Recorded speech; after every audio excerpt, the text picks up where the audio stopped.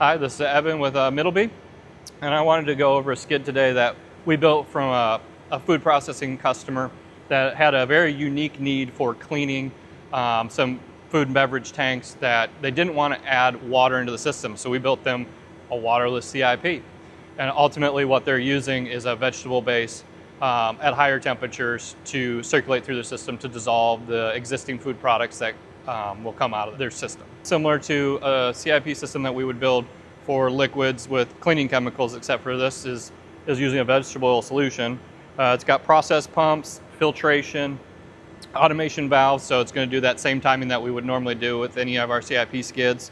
One other thing we did with this skid that's different than some of them is we did an Allen Bradley control system that integrates into their facility. So they're putting this into their facility, it'll tie into their piping system for cleaning their food processing tanks.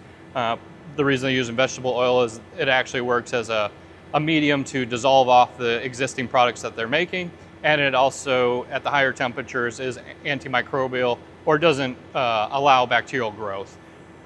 So we worked with the customer to basically put together a system that would nicely integrate but also meet the needs of their process.